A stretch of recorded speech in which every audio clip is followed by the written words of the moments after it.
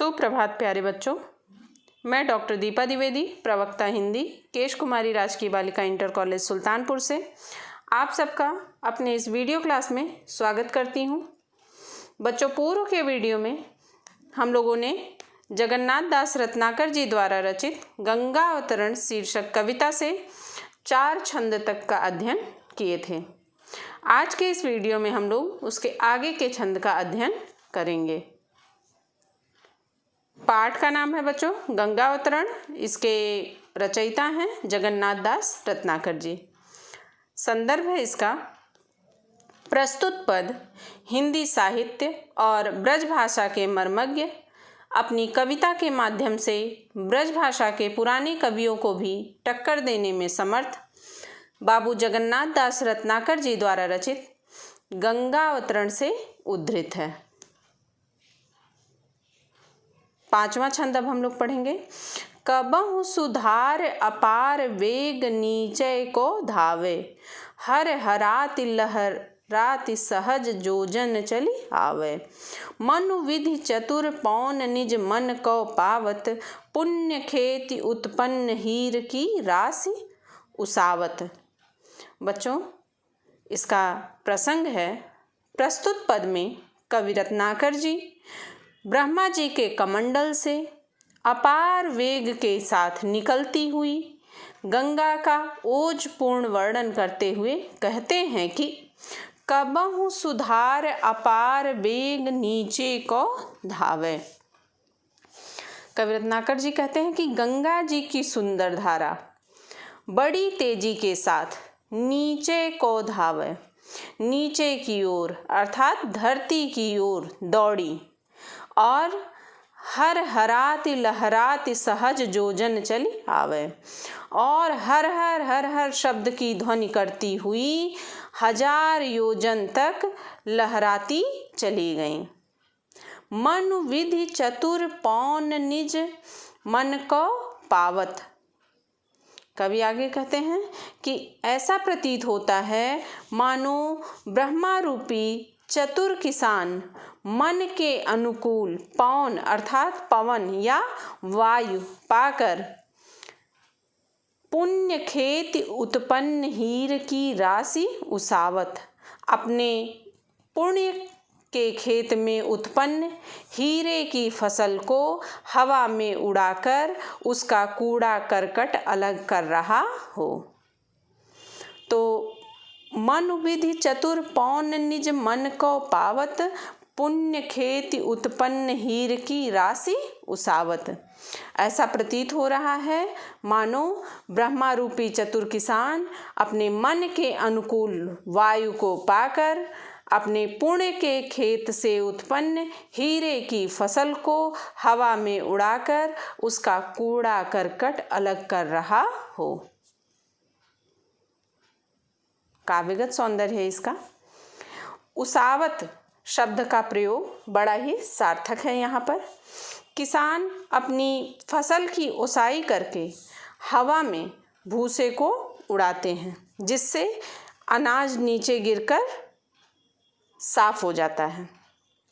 यहाँ हीरा रूपी अन्न धरती पर गिर रहा है और भूसे रूपी फुहारें इधर उधर फैल रही हैं।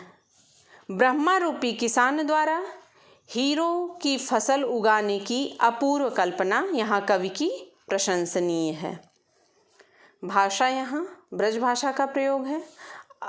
शैली मुक्तक काव्य शैली है। रस वीर रस का प्रयोग किया गया है। छंद रोला है। अलंकार यहाँ अनुप्रास, रूपक एवं उत्प्रेक्षा अलंकार का प्रयोग किया गया है। गुण ओज गुण है। शब्द शक्ति लक्षणा शब्द शक्ति का प्रयोग है। 6ठा पद देखेंगे। इहि विधि धावति धसति ढरति ढरकति सुख देनी, मनहु संवारति शुभ सुरपुर की सुगम निसेनी। विपुल बेग बल विक्रम कै ओजन उमगाई, हर हराति हर्षाति शंभु सन्मुख जब आई। इसका प्रसंग है बच्चों प्रस्तुत पद में कवि रत्नाकर जी ने सुख प्रदायिनी गंगा की शिव के सन्मुख आने का वर्णन करते हुए कहते हैं कि इहि विधि धावति धसति ढरति ढरकति सुख देनी, मनहु संवारति शुभ सुरपुर की सुगम निसेनी। सुगम निसेनी का अर्थ होता है आसान सीढ़ी, सुरपुर का अर्थ होता है स्वर्ग। तो यही विधि इस प्रकार आकाश से पृथ्वी पर धावती दौड़ती हुई, दौड़ लगाती हुई, धसती ढरती ढलती ढरकती लुढ़कती और सुख देनी, मनों को सुख प्रदान करने वाली। तो इस प्रकार आकाश से पृथ्वी पर दौड़ लगाती, धसती, ढलती, ढुलकती और मनों को सुख प्रदान करने वाली गंगा ऐसी प्रतीत होती हैं। मनहु संवारती शुभ सुरपुर की सुगम निसेनी, ऐसी प्रतीत होती हैं मानो वह पृथ्वी से पवित्र स्वर्ग तक जाने के लिए सुगम सीढ़ी का निर्माण कर रही हैं। विपुल बेग बल विक्रम कै ओजनि उमगाई। कवि आगे कहते हैं कि उनकी धारा में अत्यंत वेग, शक्ति, पराक्रम तथा ओज की उमंग भरी हुई है। हर हराति हर्षाति शंभु सन्मुख जब आई, वह सभी में इन गुणों को उमगाती, हर हर हर हर की ध्वनि करती, अत्यधिक हर्ष के साथ भगवान शिव के समक्ष अवतरित हुई। विपुल बेग बल विक्रम कै ओजनि उमगाई, हर हराति हर्षाति शंभु सन्मुख जब आई। तो उनकी धारा में अत्यधिक वेग, शक्ति, पराक्रम तथा ओज की उमंग भरी है। वह सभी में इन गुणों को उमगाती, हर हर हर हर की ध्वनि करती, अत्यधिक हर्ष के साथ भगवान शिव के समक्ष अवतरित हुई हैं। काव्यगत सौंदर्य है इसका बच्चों। यहाँ भाषा ब्रजभाषा का प्रयोग है, शैली मुक्तक काव्य शैली है, रस यहाँ शांत एवं वीर रस का प्रयोग है, छंद रोला छंद है, अलंकार अनुप्रास एवं उत्प्रेक्षा अलंकार का प्रयोग है, गुण प्रसाद गुण है और ओज गुण का भी प्रयोग है, शब्द शक्ति अभिधा शब्द शक्ति का प्रयोग किया गया है। 7वां छंद देखेंगे अब हम लोग। भई थकित छब चकित हेरि हर रूप मनोहर, वै आनहि के प्राण रहे तन धरे धरोहर। भयो कोप को लोप चोप और उमगाई, चित चिकनाई चढ़ी कढ़ी सब रोष रुखाई। इसका प्रसंग है बच्चों। प्रस्तुत पद में कवि रत्नाकर जी गंगा द्वारा शिव के अनुपम रूप का दर्शन पाकर उन पर मुग्ध हो जाने का वर्णन करते हुए कहते हैं कि भई थकित छवि चकित हेरि हर रूप मनोहर, कि शिव के अनुपम एवं तेजस्वी रूप को देखकर गंगा जी भई थकित स्थिर हो गईं या धन्य हो गईं। तो शिव जी के अनुपम एवं ओजस तेजस्वी रूप को देखकर गंगा धन्य हो गईं। वै आनहि के प्राण रहे तन धरे धरोहर। कवि कहते हैं गंगा के मन में यह इच्छा उत्पन्न हुई कि वह भगवान शिव के समीप ही विश्राम करें और उनके रूप की आभा को निहारती हुई स्थिर हो गईं। और वै आनहि के प्राण, और उनके शरीर के में स्थित प्राण अब पराये हो गए हैं, अर्थात अब वे शिव की धरोहर मात्र ही रह गए हैं। भयो कोप को लोप, कोप क्रोध का, लोप समाप्त हो गया है। और चोप और उमगाई, चोप उत्कंठा या उमंग। तो गंगा जी का संपूर्ण क्रोध अब शांत हो गया है। अब गंगा के मन में कुछ और ही उत्कंठा जागृत हो उठी है। चित चिकनाई चढ़ी कढ़ी सब रोष रुखाई। उनकी सारी नाराजगी और रूखापन हृदय से दूर हो गया था और अब गंगा के मन में रोष अर्थात क्रोध के स्थान पर चिकनाई प्रेम की स्निग्धता आ गई थी। चिकनाई का अर्थ है प्रेम की स्निग्धता। तो भयो कोप को लोप चोप और उमगाई। चित चिकनाई चढ़ी कढ़ी सब रोष रुखाई। तो गंगा जी का क्रोध संपूर्ण क्रोध अब शांत हो गया।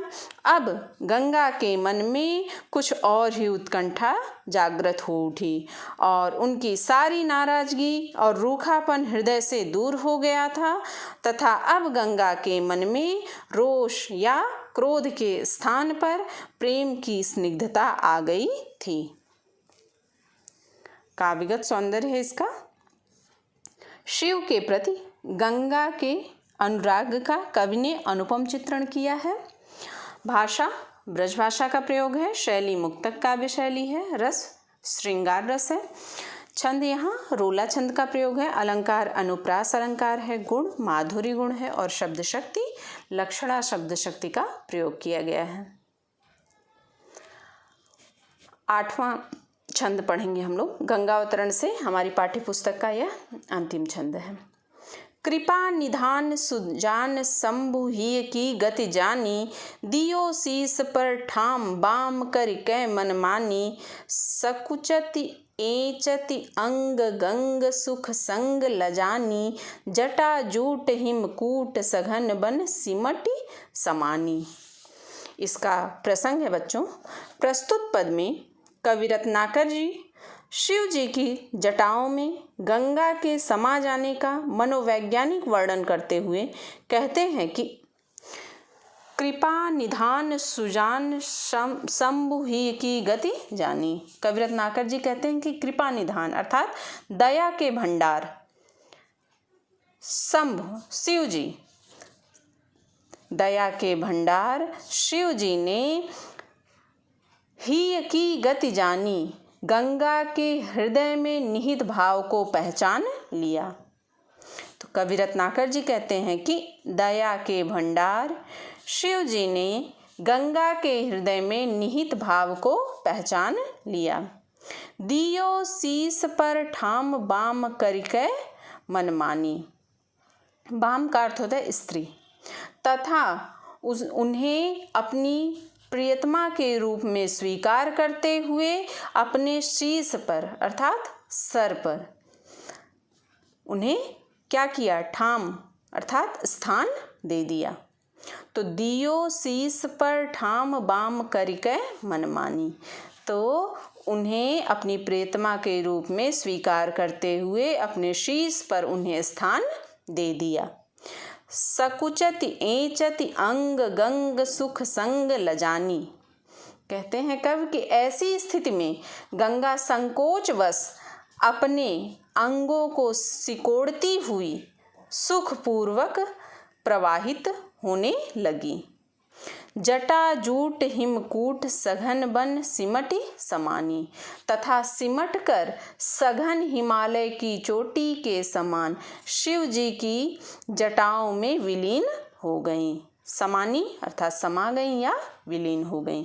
तो ऐसी स्थिति में गंगा संकोचवश या लज्जा के कारण अपने अंगों को सिकोड़ती हुई सी सुखपूर्वक प्रवाहित होने लगी तथा सिमट कर सघन हिमालय की चोटी के समान शिव जी की घनी जटाओं में समा गईं या विलीन हो गईं। काव्यगत सौंदर्य है इसका। भगवान शिव और गंगा जी के पारस्परिक प्रेम का कवि ने मनोहारी चित्रण किया है। भाषा ब्रज भाषा का प्रयोग है। शैली मुक्तक काव्य शैली है। रस शांत रस का प्रयोग किया गया है। छंद यहाँ रोला छंद है। अलंकार अनुप्रास एवं रूपक अलंकार का प्रयोग है। गुण प्रसाद गुण है और शब्द शक्ति लक्षणा शब्द शक्ति का प्रयोग किया गया है। बच्चों, इस तरह से आज गंगावतरण नामक पाठ जो हमारे हिंदी में संकलित है पूर्ण होता है आज यहाँ। और इसमें अगर आपको कहीं कोई समस्या हो तो आप कमेंट बॉक्स के माध्यम से मुझसे पूछ सकते हैं। मिलते हैं बच्चों अगले वीडियो में। धन्यवाद।